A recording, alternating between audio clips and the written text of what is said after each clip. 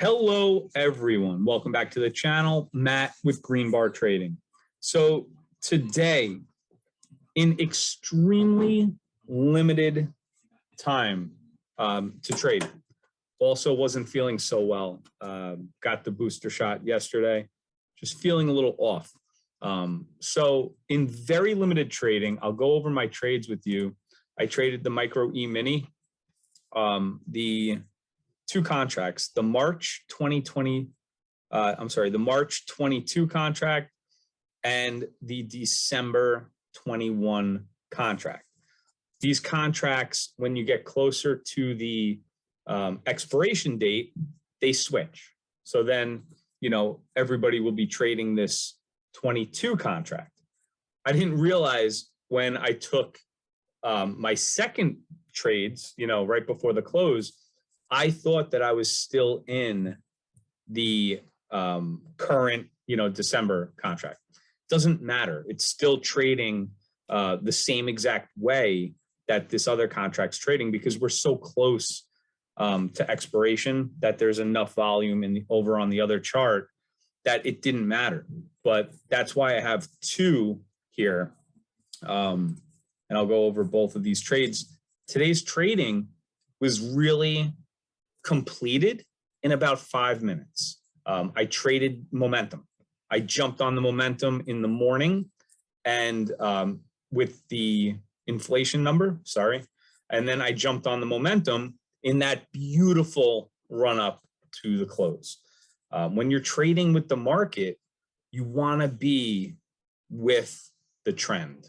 And it's very obvious sometimes to tell when the market is really starting to rip in one direction. And that's all I did was just jumped into that.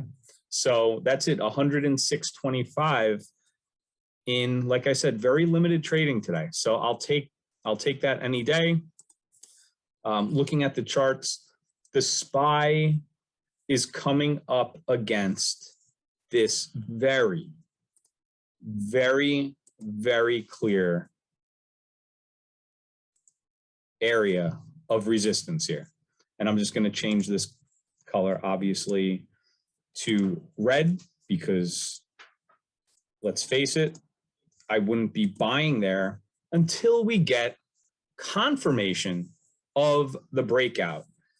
For the better part of, 5 weeks or so, we have sold off every single time that we've come up to this level on the SPY.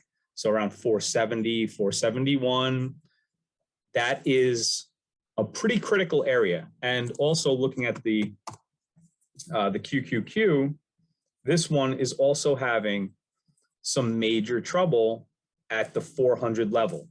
This chart looks very similar to the SPY chart. So if the Qs are going to be, ripping, odds are the SPY is going to also be going in the same direction. This one chops around pretty, a lot during the trading day, but it's kind of in a range here and it's holding up. So the market is holding up very good. We are, approaching this very serious level of resistance. So we got to just keep an eye on that coming into next week, but we're not going to worry about that right now. Let's worry about breaking down some of this trading for you. Now, let's just take off my trades for the last 3 months there and move into today. And I don't know if this is the contracts. So this is the one that I traded on this run up here. Now, when I'm trading futures, I use the VWAP. I don't really use the RSI, but I definitely use the VWAP. And you can see here very clearly, we bounced off of VWAP at 3 o'clock, power hour, and just took off. Now, this market to me, this chart to me, looks very reminiscent. Okay, right down here, you have, again, that 11 a.m. dip buy. This was, one of the greatest things that ever happened in 2020, early 2021. We would get these massive buys around 11 a.m. and we're starting to see that again. We also used to get this great run up into the close. So the market is looking good. It really is obviously looking good. I mean, it's up 1% today on the S&P, which is fantastic, but we are coming into some resistance. So just because, you know, we're seeing good days now, we now need to shoot through there or we're going to reject again. So that's what we're going to keep an eye on. Now, if I do click show my trades, I'll show you guys, you know, how I just jumped into this. Oh, good. It's going to show both of the trades. That's good. But it's not showing up in the P&L. The other one is showing up right here, $45.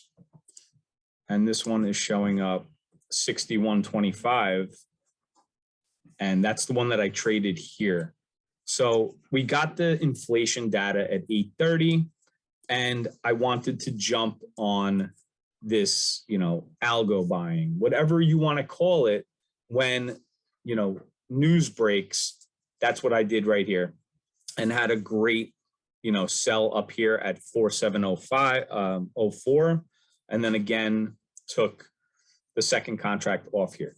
So that was $61.25. And the reason why I jumped in was I was just wanting to jump into that momentum and trade with those algos, trade with the market.